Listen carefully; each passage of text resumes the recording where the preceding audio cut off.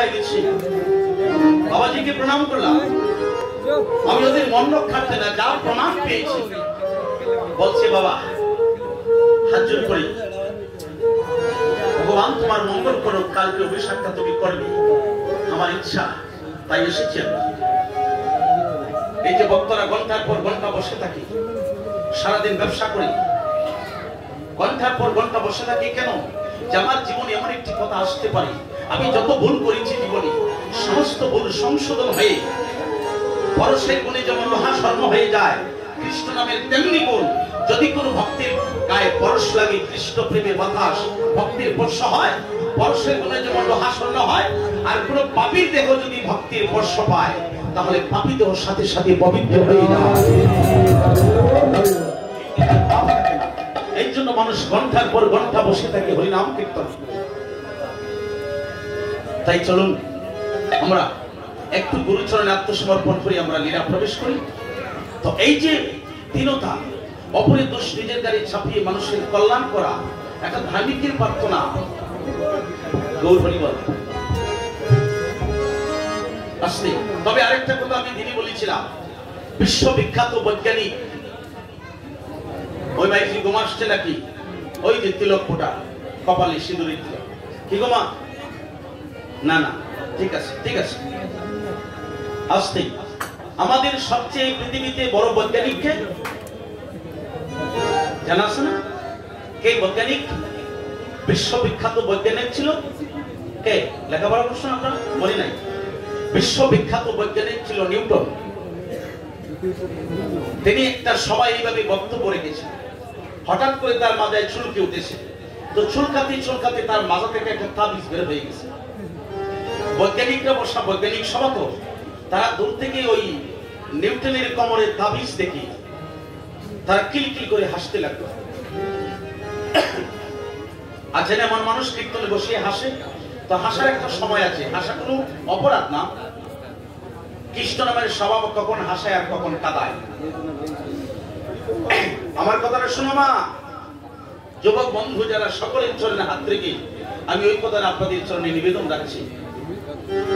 বিশ্ববিখ্যাত বৈজ্ঞানিক যখন চুলকাতে চুলকাতে তার মাজা থেকে একটা তাবিজ বের হয়ে গেল, সকল বৈজ্ঞানিকরা দেখে কিলকিল করে হাসতে লাগলো। বাবা, এত বড় বিশ্ববিখ্যাত বৈজ্ঞানিক আর তার কোমরে তাবিজ বাঁধা। নিউটন বুঝতে পেরে ডাক দিয়ে বলেছিল, আমার কোমরে তাবিজ দেখে আপনারা কিলকিল করে হাসছেন, আমার তাবিজের ভিতরে কি আছে আপনারা জানেন?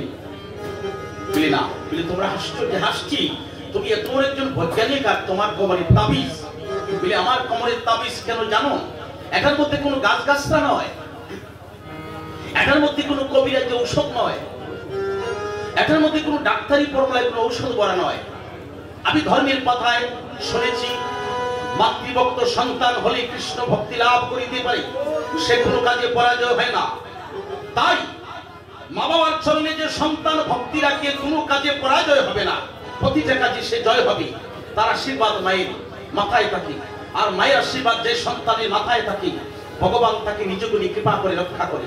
সেই জন্য এটার মধ্যে কোনো গাছ গাছরা নয়। আমি আমার মা বাবার চরণের দোলা আমি তাবিজ বানিয়ে আমার কোমরে আমি ধারণ করে বেরিয়েছি। বিশ্ববিখ্যাত বৈজ্ঞানিক সেই কথা বলেছে, আমার মা বাবার চরণের দোলা আমি তাবিজ বানিয়ে কোমরে ধারণ করেছি, কোন ঔষধ নয়।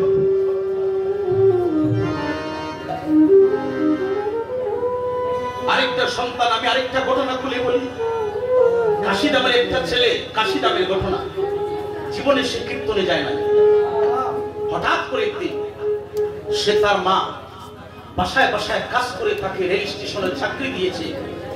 মায়ের গুণে মাকে ভালোবাসতেন, এমন একটা চাকরি হলো কাশিদাম থেকে নবদ্বীপ যত ট্রেন চলে তার সিগনেচার না হলে কোনো গাড়ি ছাড়ার আদেশ নাই সরকারি। হঠাৎ করে রবিবার, আমরা তো শুক্রবারে বন্ধ পাই, এটা ইসলাম রাষ্ট্র, শুক্রবারে বন্ধ, কিন্তু ভারতবর্ষে রবিবারে বন্ধ থাকে।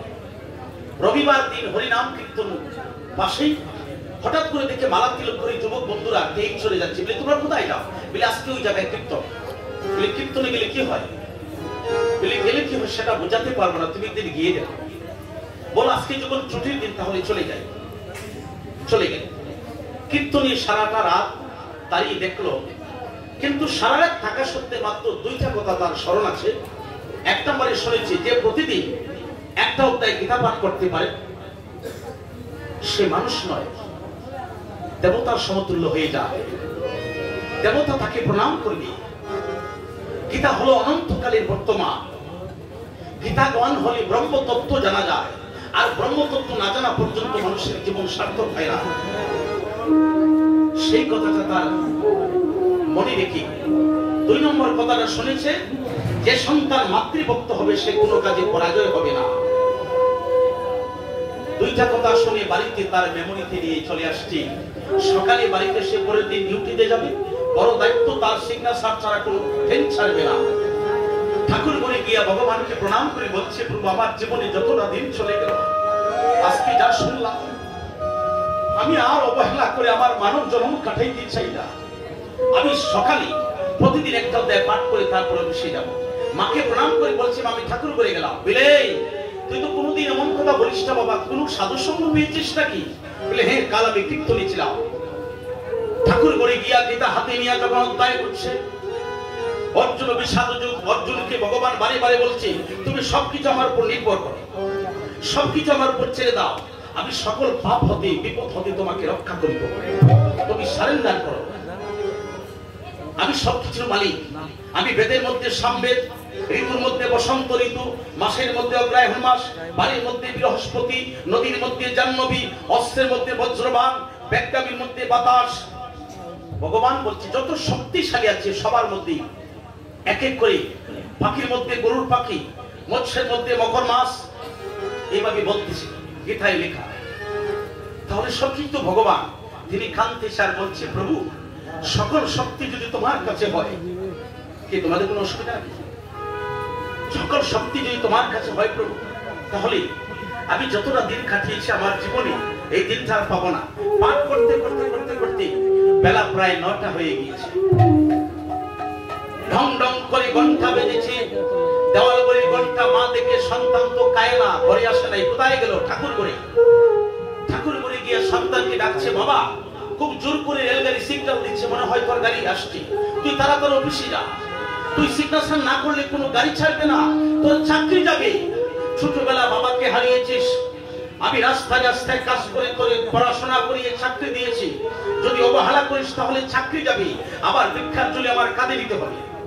ছেলে মোটেই শোনে না, কারণ ছেলে দেখে বলছি, গোবিন্দ কি প্রভু আমার এই জীবনটা যদি তোমার নাম নিতে নিতে চলে যায়, আমার জীবনে আর কিছু চাওয়া পাওয়া নাই। পাঠ করতে করতে মা ধাক্কা দিয়েছে, এই বাবা অফিসে না, বলতে পারে। মা চলে আসছে, বারান্দায় বসে মা গালে হাত দিয়ে বলছে, গোবিন্দ আমার ছেলে যদি চাকরি যায়, কোন সঙ্গ পেয়েছে জানি না, তাহলে আমার ভিক্ষার জন্য কাঁধে নিতে হবে। 10টার সময় গীতা পাঠ শেষ করে দরজা করে দেখে মা বারান্দায় বসে কাঁদতেছে। কারণ তার মন, তার মনটা সবকিছু ভগবানকে সমর্পণ করে দিয়েছে। বলছে, মা মা তোমার চোখে জল কেন মা? বলে তোর বাবা ছোটবেলা চলে গিয়েছে, আমি কত কষ্ট করে তোরে পড়াশোনা করিয়ে চাকরি দিয়েছিলাম, কাল সারা রাত কোথায় ছিলে, এমন সঙ্গ পেলে, আজকে তুই অফিসে গেলে না, যদি সময় মতো সিগনেচার না করিস তাহলে তোর চাকরি যাবে। তোর মুখের কথা, কিন্তু 9টায় অফিসে যাওয়ার কথা, 8:30 নবদ্বীপ থেকে কাশিদাবে রেল আসবে, এখন 10টা বাজে, এখন পর্যন্ত করো, তোর চাকরি কি আছে? থাকবে? হ্যাঁ। তখন তার মনে পড়েছে, মানে সংসারে কথা তার মনেই নাই। ও মা আমি তো চাকরি করি, দেখো মা আমি পাঠে গিয়া কৃষ্ণ কথা শুনতে শুনতে বাহ্যিক জগতের কথা ভুলে গিয়েছি, আমি যাচ্ছি মা, তুমি কেন না, তোমার আশীর্বাদ আমার মাথায় দাও। মাকে প্রণাম করে অফিসে যাচ্ছে, খাতাপত্র হাতে নিয়ে। প্রথম যখন গেইটে গেলেন, একটা গ্রাম পুলিশ ছিল, তারে গিয়ে বলছি, এই আজকে তো 8:30 গাড়ি আসার কথা, যাত্রী নাই, কোনো গাড়ি নাই, রেল আসে নাই। সে কোনো কথা বলছে না। 2 নম্বর গেইটে আরেকজন বিএসএফ অস্ত্র নিয়ে গেইটের দাঁড়িয়ে, তার কাছে গিয়ে বলছে, স্যার এখানে তো কয়েক হাজার লোক থাকার কথা, গাড়ি আসার কথা, কোনো গাড়ি নাই, কোনো লোক নাই, নিস্তব্ধ, আজকে কি নবদ্বীপ থেকে আসা নাই গাড়ি? 9টা তো এর ভিতরে আসার কথা, এখন 10টা বেজে গিয়েছে। একবার, দুইবার, তিনবার বলার পরে বিএসএফ বলতেছে, স্যার আপনি বড় চাকরি করেন বলি আমরা সাধারণ আপনার গেইটের দাঁড়িয়ে, আমরা আপনাকে রক্ষা করি, কিন্তু এই বলে আপনি আমাকে অবহেলা করে এইভাবে আমাকে নিয়ে আপনি মস্কারা করবেন না। কি অবাক হয়ে গেল? মস্কারা না, আমি তো এই মনে কথা বলি নাই।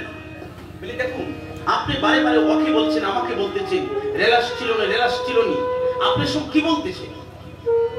8:30 মিনিটে হাজার ভক্ত নিয়ে নবদ্বীপ থেকে রেল চলে আসছিল, সকল চলে গেল, আবার আপনি অফিসে বসে নিজের হাতে সিগনেচার করে যাত্রী উঠিয়ে দিলেন। আমি দেখলাম ছাইয়া।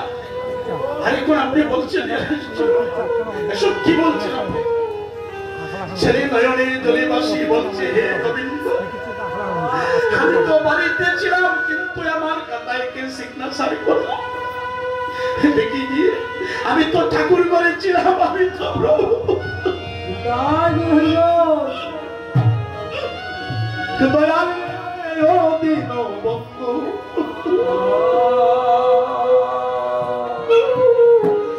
আমি জানি না আমার খাতায় কে সিগনেচার করব।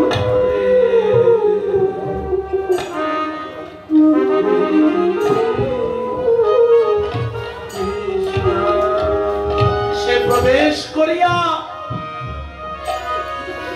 প্রথম পাতা উল্টিয়ে দেখে নিজ হাতে সিগনেচার করা।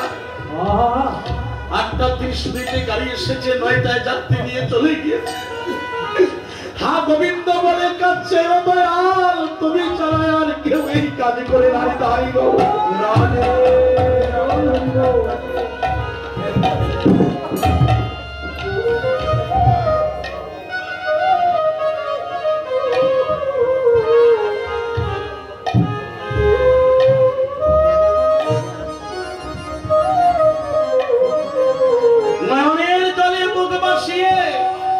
বলছে, হে গোবিন্দ, আমি তো আমার মায়ের কাছে 10টা পর্যন্ত ছিলাম, কিন্তু আমার খাতায় কে সিগনেচার করলো? খাতা হাতে নিয়া নয়নের জলে মুখ বাসিয়া গৃহে গিয়া মায়ের চরণ তলে পড়িয়া নয়নের জলে মুখ বাসিয়ে বলছে, মা দেখো, তুমি না বলেছিলে আমার চাকরি চলে যাবে? আমি 10টা পর্যন্ত করেছিলাম, কিন্তু আমার খাতায় কে 9:30 মিনিটে সিগনেচার করো? দেখো মা, ভগবান গীতায় একটু আগে আমি শুনেছি যে সবকিছু মনোপ্রাণ সমর্পণ করে আমার কাছে সব অর্পণ করে আমি সেই ভক্তকে রক্ষা করি। ভগবান শ্রীকৃষ্ণের কাছে বসিয়া যখন গীতা পাঠ করিতে করিতে তার নয়নে জল আসছিল। তার চাকরি, মা, বাবা, স্ত্রী, পুত্রের কথা কিছু স্মরণ নাই। গোবিন্দ চিন্তা করেছে, আমার ভক্তের যদি চাকরি যায় তাহলে আমার দয়াল নামে কলঙ্ক থাকিবে। তাই কৃষ্ণজির পায়ে হাতিয়া তার অফিসে গিয়া নিজে সিগনেচার করে দিয়ে আসছে। এটা হলো নিদান কাল প্রতীকের বন্ধু। কত প্রমাণ পৃথিবীতে। নয়নের জলে বুক বাসিয়ে মাকে প্রণাম করে বিশ্বব্যাপী সেই কথা প্রমাণ থাকবে মা। ভগবান বলছে, যে করে হরি চিন্তে, হরি করে তার চিন্তে। ভগবানের চিন্তা যারা অবশ্যই করে, ভগবান বলছে আমি তার চিন্তা করি। কাঁদিতে কাঁদিতে মায়ের চরণে প্রণাম করে বলছে, মা দেখো ভগবান কিভাবে রক্ষা। তাই আজ আমরা যারা আজকে যারা এখানে জাগরণ করছি, আজকে যারা বসে আছে, একমাত্র ভরসা ওই জায়গা প্রভু। এই মহামারীতে আরেকটা প্রমাণ দেখুন, আমি বারে বারে কথাটা বলে থাকি। আমি পৌষ মাসের 1 তারিখ থেকে আজকে চৈত্র মাসের 19 তারিখ দিনগত রাত্র চলে আসছি, আর 2 ঘন্টা পরে 20 তারিখ হয়ে যাবে। তাহলে 3 মাস 20 দিনে কত লক্ষ মানুষের সাথে আমার মিলন হলো, কত লক্ষ মানুষের সাথে দেখা হলো। আমরা এই মহামারীর মধ্যে, এই ছোট্ট একটা কুহার মধ্যে তাকিয়া কি জানি, বড় বড় রাষ্ট্রের মানুষ, অভুক্ত থাকা কালীপেটে মানুষ বড় বন্দী হয়ে আছে, কখন জানি মারা যায়। কিন্তু এত লক্ষ মানুষের সাথে দেখা হলো। যখন দোকানে কীর্তন করি, মানুষ একে অন্যের গলায় বলিয়ে কাঁদিয়া, সঙ্গীত রসসুতার মধ্যে যখন মন নিমজ্জিত হয়ে যায়, তখন কে সূচি, কে অসুচি, কে পবিত্র, কে অপবিত্র, কার মধ্যে করোনা কেমন থাকে না। কিন্তু বিজ্ঞান বলেছে করোনা টাচ করলেই পাস, শুধু মুখ দেখে বাঁচার কোনো ব্যবস্থা নেই, দুইটা দরজা বন্ধ করলে। কিন্তু নবরসের গরকানি পঞ্চ প্রেমে বাধা, তোমার কারণে 9টা দরজা সবাই রাখি খোলা। তাহলে দুইটা বন্ধ করে বাঁচবো কি করে? কি করে বাঁচবো? একমাত্র এই বাংলাদেশের মানুষ যেভাবে সমাবেশ করে, কীর্তন করে, সাধু সঙ্গে আনন্দ, এই মহামিলন ক্ষেত্রে আমরা আসতে পারছি, একমাত্র ভরসা হলো ওই জায়গা আমার মহাপ্রভু। আমি পূর্ব দিকে যদি তাকাই তাহলে মহাপ্রভু ঢাকা দক্ষিণ বসে আছে, পশ্চিমে গেলে অদ্বৈত বসে আছে, দক্ষিণে গেলে ব্রহ্মা বসে আছে, বেনিবাজার গেলে সুভাষ পণ্ডিত বসে আছে, মলয়বাজার অন্তর্গত তানা মহল্লার গ্রাম 3 জন পদকর্তা, আরেকজন নরোত্তম দাস ঠাকুর বসে আছে।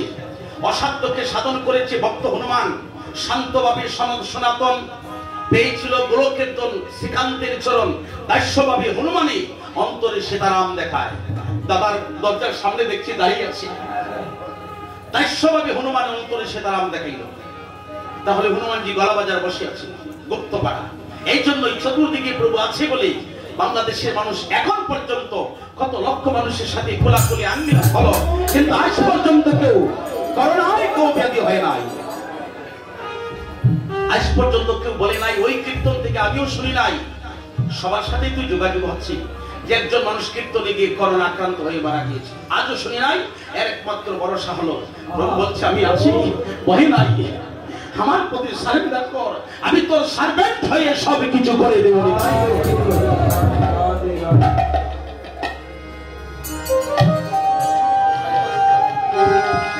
তাই আমার একটু নিবেদন জানিয়ে রাখি প্রভু, আমি তো তীর চলে যাব, ভাই বলো বন্ধু বলো কেউ তো কারো নয়, 2-4 দিনের ভালোবাসা কেবল মায়ার অভিনয়। তাহলে যেদিন ওই পৃথিবী ছেড়ে চলে যাব, ওই নিদান কালের জন্য গোবিন্দকে যদি এইভাবে নয়নে দেখতে পারি, একটু নিবেদন জানিয়ে রাখি। দয়াল রে সেদিন আমায় তুমি দিও দেখা,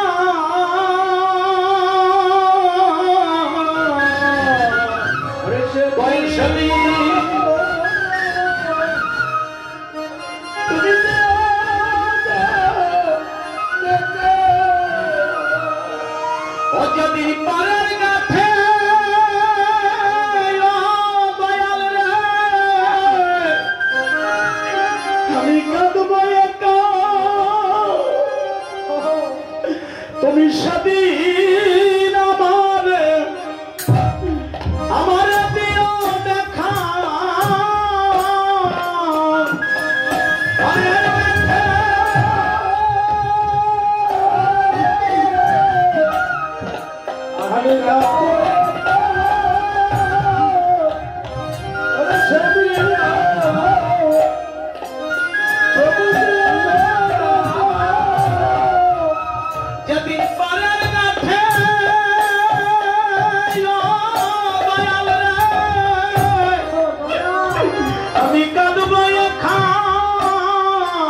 তুমি স্বাধীন আমারে দিও দেখা,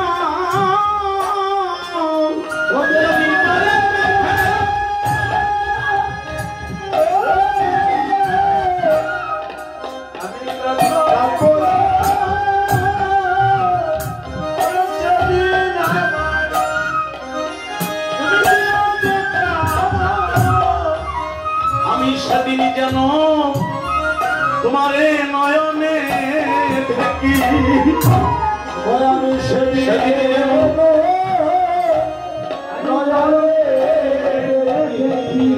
ও দয়াল রাজা দিন উড়ে যাবে আমার প্রাণ পাখি, সেদিন যেন আমি তোমারে নয়নে দেখি।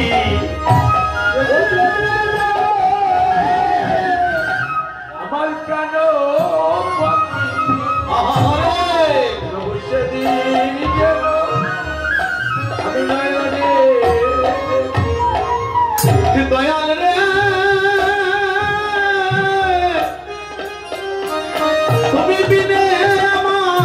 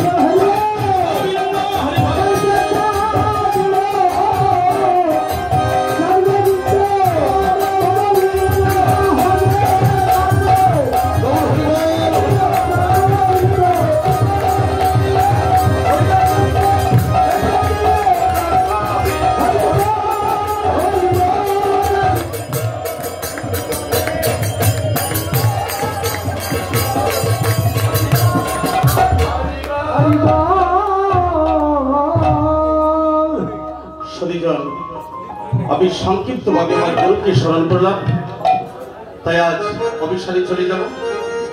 অভিসার আসতে দাদা একটু কর্কশ হয়ে গেছে মনে হয়, বৃষ্টি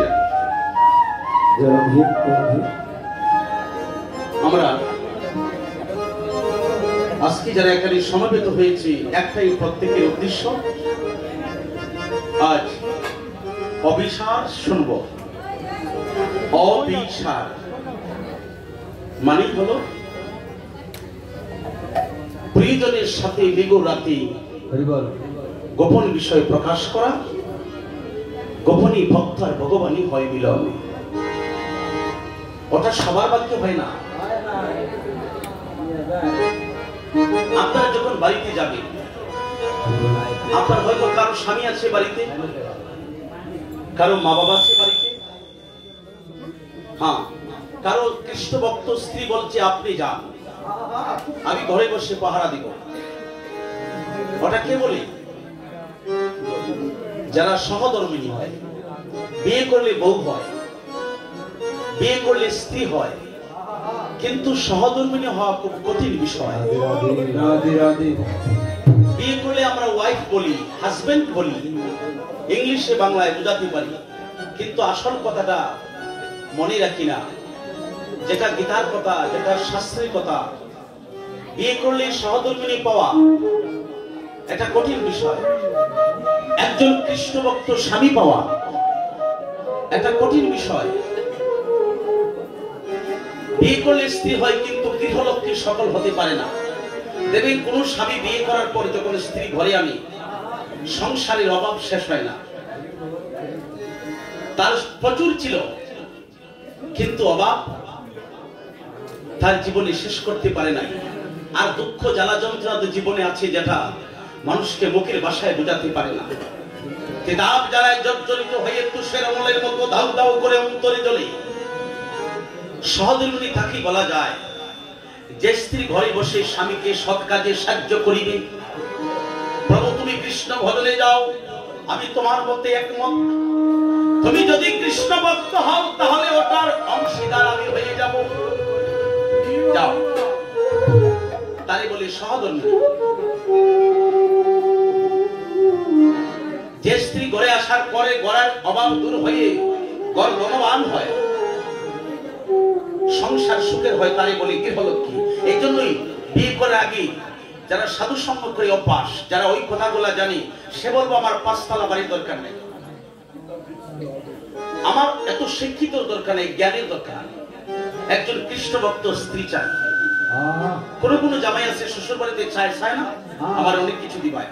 আবার কেউ বলে আমার কিচ্ছুর দরকার নেই, আমি একটা কৃষ্ণ ভক্ত স্ত্রী চাই। কোন কোন মেয়ের আছে মা বাবার কাছে বলে, বাবা বিয়ে তো আমাকে দিবি, কিন্তু একজন কৃষ্ণ ভক্ত স্বামী যেন হয়। কেন জানো?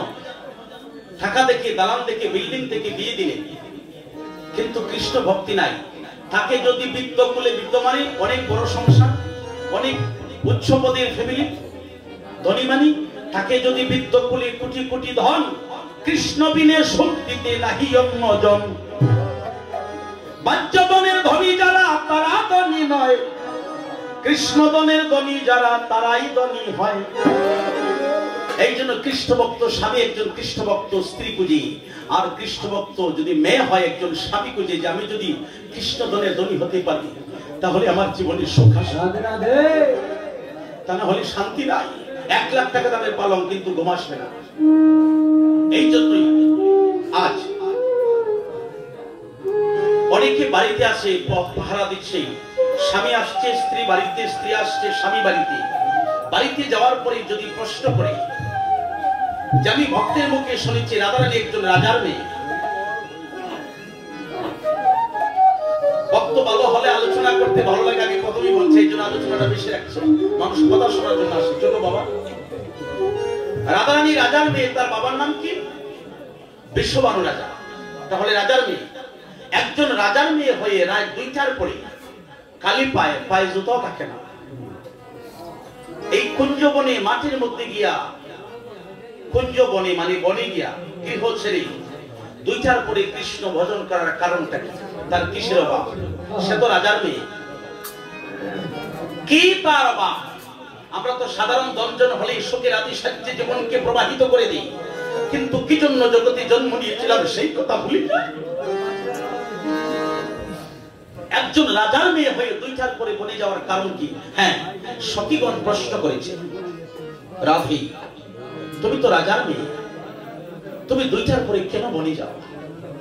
তোমার কিসের অভাব? রাধারানী বলছে, সখী মানুষ কৃষ্ণ ভজনে যায় স্বর্গের আশায়, মানুষ ভগবানকে পূজে নরকের ভয়ে, মানুষ ঠাকুরকে পূজা দেয় ছাওয়া পাওয়ার আশায়, কিন্তু আমি যে দুইটার পরে বনে যাই আমার মধ্যে কোনো ছাওয়া পাওয়া নাই। আমি স্বর্গের আশা করি না, নরকের ভয় পাই না, আমার নাই কোনো আকিঞ্চন। কৃষ্ণ সেবার জন্য আমি তিলে তিলে দিয়েছি জীবন। আমি একবার কৃষ্ণকে বলেছিলাম, গোবিন্দ আমাকে বলছে তুমি কি চাও? আমি বলেছিলাম আমি চাইলে তুমি দেবে না আমাকে। কৃষ্ণ বলছে অবশ্যই, তুমি যা চাও তাই তোমাকে দেব, কারণ তোমার ভক্তির কাছে আমি পরাজয়। কি চেয়েছিল? যদি এই কথাটা বলি তোমরা অবিশ্বাস শুনতে যাও বাবা। রাধারানী গোবিন্দের কাছে কি চেয়েছিল? তোমরা তো সবাই চাইবে ঠাকুর আমাকে দম দাও, ভক্তি দাও, শক্তি দাও, আমার ছেলে যেন ডাক্তার হয়, আমি যেন মাস্টার হই, আমার যেন সুখ হয়, একটা তাকে চাওয়া। কিন্তু রাধারানী কি চেয়েছিল? গোবিন্দের কাছে বলছে আমি চাইলে তুমি দেবে? বলে অবশ্যই তোমাকে দেব, তুমি চাও। রাধারানী বলেছিল, কৃষ্ণ আমি তোমার কাছে ওটাই চাই, তুমি আমারে বাসবা না বাসো ভালো তাতে দুঃখ নাই, আমি তোমাকে বাসিব ভালো এই ভিক্ষা চাই। কৃষ্ণ শেষ বলছে, কৃষ্ণ তোমার কাছে আমি ওইটাই জীবনে চাইলাম, তুমি আমাকে ভালোবাসবে কি বাসবে না সেটা দেখার বোঝার সময় আমার নাই, কিন্তু আমি জীবনে তোমার কাছে একটাই ভিক্ষা চাই, তুমি আশীর্বাদ করে যাও আমি যেন সারাটা জন্ম এই দেহ দিয়ে তোমাকে ভালোবাসতে পারি।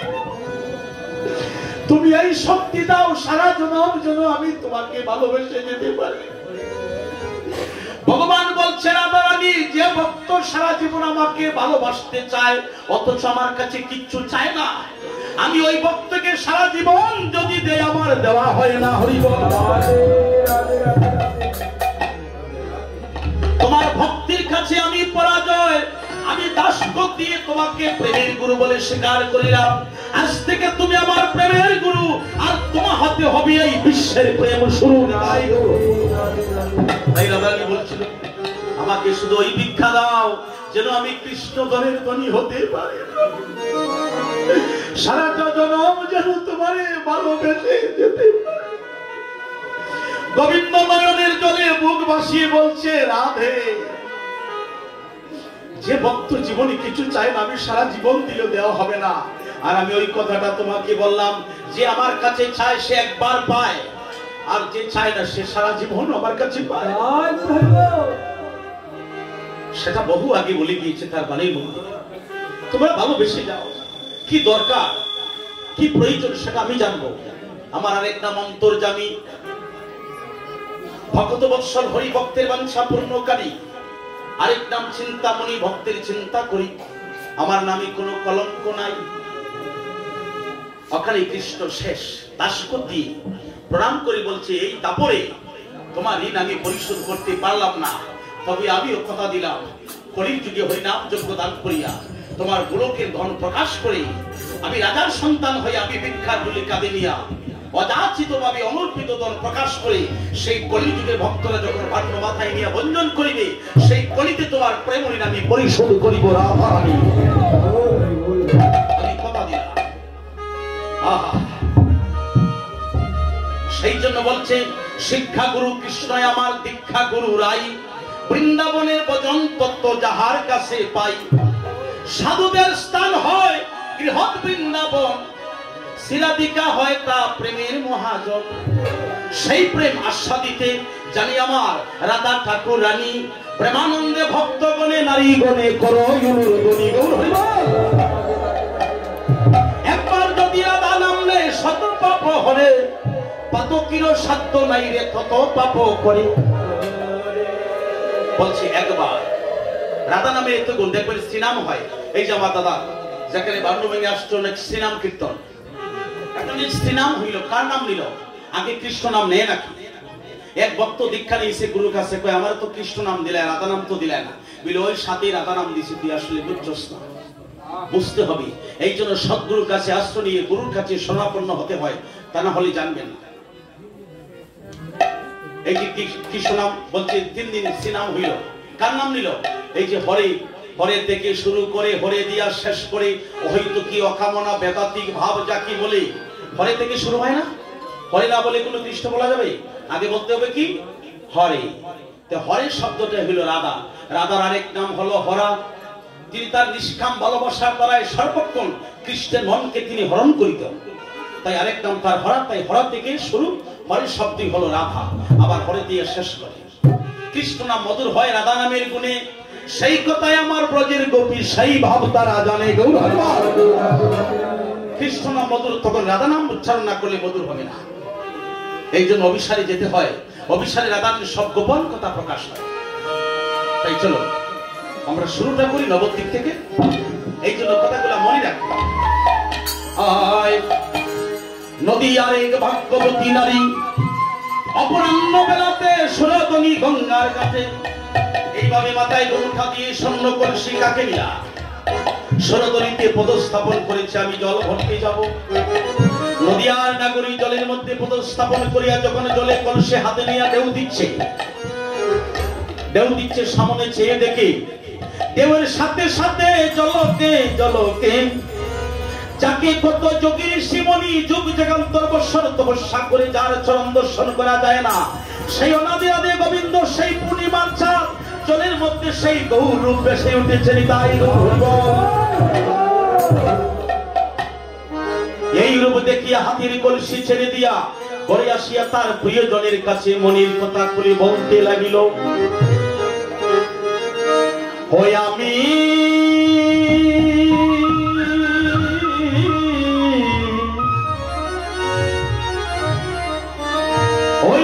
কেন গেলাম,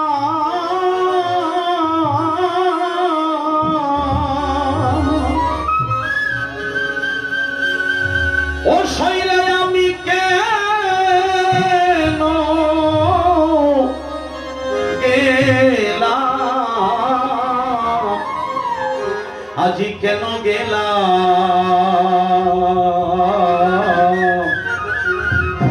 ওই সরোদনী দনির গা ওই গাতে গো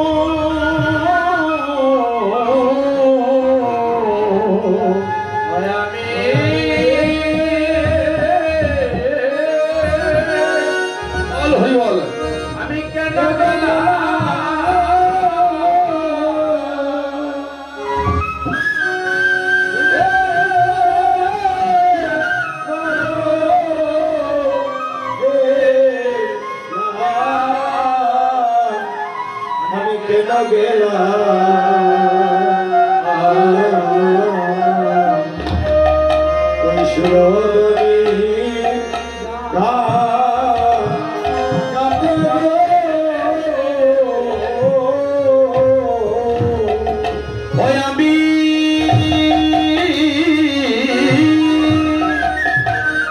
সকলে হলো তৈরি করুন, জানলে জলে যাই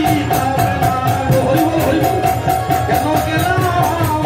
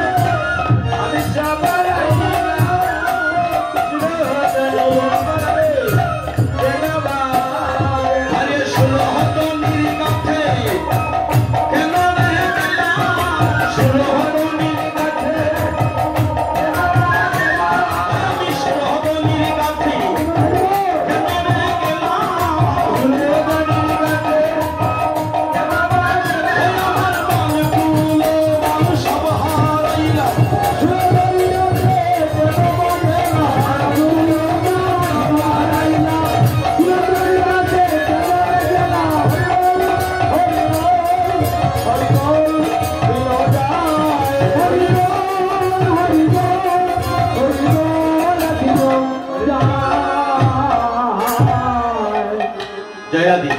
দাদা আপনি একটু সামনে বসুন, ওদিকে সামনে বসুন একটু সুন্দর। আচ্ছা সরদনীতে কি দেখছো? ছাদ। বলি ছাদ তো আকাশে উঠে।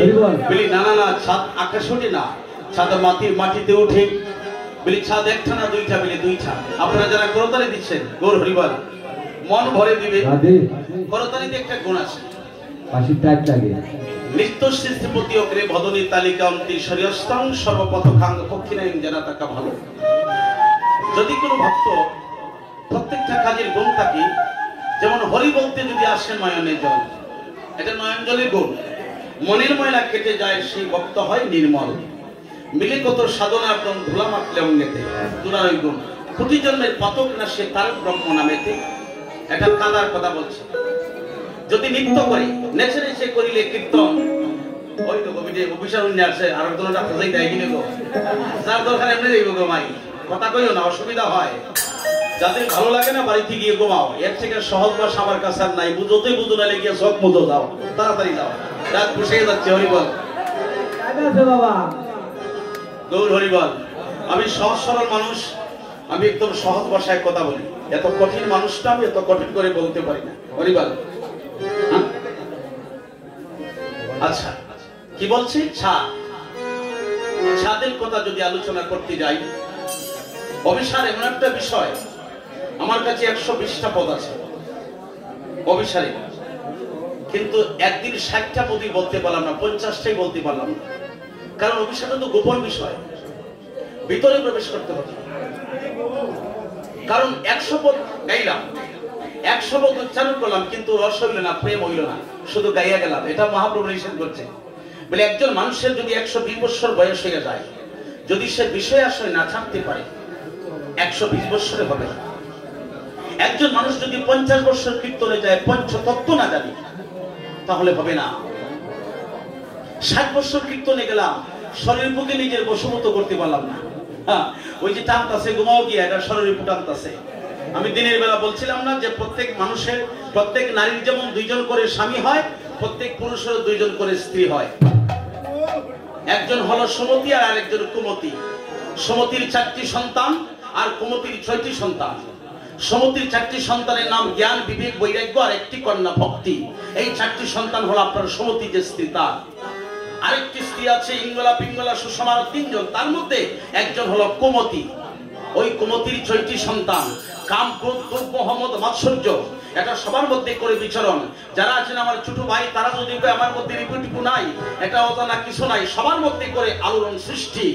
আমি 6টা ভাগের কথা বলতে চাই। একজন ভাগ যেমন মানুষকে দেখলে বক্ষণ করে, ওই 6টা রিপু সবসময় প্রস্তুত থাকে, কখন তোমাকে কুপতে টেনে নিয়ে যায়। সমুদ্রের সন্তান যে কথা বলে, কুমতির সন্তান সেই কথা শুনে নাই বলে মানুষ কুপতে অকর্ম করে ঘুরে বেড়ায়। ওইটা তো আপনি করছেন, আপনার রিপুগুলা দমন করতে হবে। তাই বলছে ষড়রিপুকে দমন না করা পর্যন্ত 160 বছরে তুমি কৃষ্ণ ভক্তি লাভ করা সম্ভব না। আর স্বামীদের, আপনাদের যে 2 জন স্বামী, একজন এক এক সময় এক এক নারী পুরুষের মধ্যে যখন রসের উদয় হয়, এই সময় মা বাবা একটা ছেলের হাতে দান করে দেয়, ওইটা হচ্ছে তোমার উপবতী স্বামী। আপনার স্বামী আছে না? নাই, ওই তো কই নাই, দেখছো? তাহলে ওই কথা খান দিছেন। এই যে এখন এই জায়গাটা চলে গেল। তো আপনার স্বামী তো ওই যে উপপতির স্বামী চলে গিয়েছে। আপনার যে উপপতির স্বামী চলে গিয়েছে, জগৎ স্বামী আছে। তাহলে জগৎ স্বামীকে একদিন বলছেন আপনি যে আমার স্বামী তো উপপতির স্বামী চলে গিয়েছে, আপনি আমার স্বামী। কইছেন কোনোদিন? কইছেন তো? এখন নাই, কালকে থেকে কইবা। দেখবে এটা মুখের কথা নয়, এটা শাস্ত্রের কথা। আপনি যদি স্বামী বলে আমাকে ডাকো, তাহলে তোমার স্বামীর কাছে কি আছে? ওরা তো আমি সৃষ্টি করছি। আমার কাছে এমন কিছু আছে তোমার স্বামীর কাছে জীবনে যা পাও নাই, তার চেয়ে অধিক ভালোবাসা আমার কাছে আছে। একটা মা যেমন সন্তান যদি অপরাধ করে, মায়ের কাছে গিয়ে যদি হাত জোড় করে বলে আমাকে ক্ষমা করো, মা কি বলে? তুই জীবনে যত অপরাধ করেছিস তার চাইতে কোটি কোটি ক্ষমা আমার বুকে তোর জন্য জমা করে রেখেছি। একজন উপপতি স্বামী, একজন জগৎ স্বামী, এই 2 জন স্বামী। তাই আজ বলছে ছাদের কথা বলতে বলছে আকাশের চাঁদ নাকি বেরে না, মাটিতে উদয় হয়েছে। তাই সকলেই করতালি দিবেন। হ্যাঁ, পূর্ণিমা রাতে নিগুড়ে আমরা অভিসারী করতালি দিয়েছিলাম। গো হরিবল। আই গো আকাশেতে এক চাঁদ আমরা সবে জানি,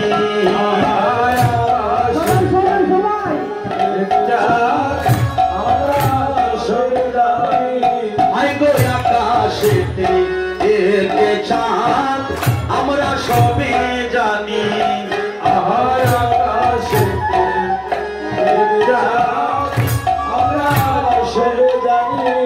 আজি তোমার কাছে আরেক চাঁদ কেন দিল আনি, হায় রে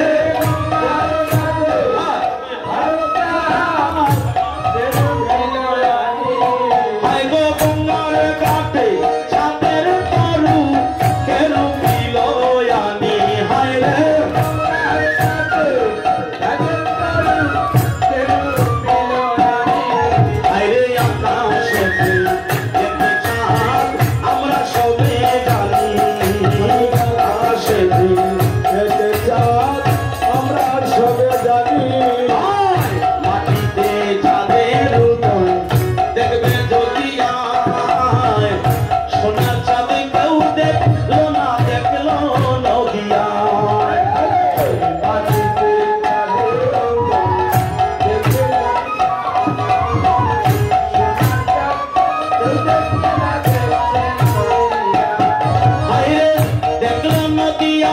সেই চাঁদ দেখলো নদীর আয়,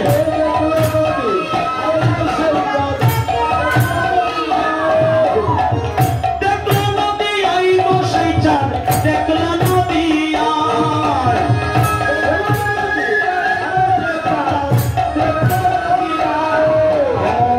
সোনা চাঁদ কেউ দেখলো না দেখলো নদী আয়, সোনা চাঁদ দেখলো না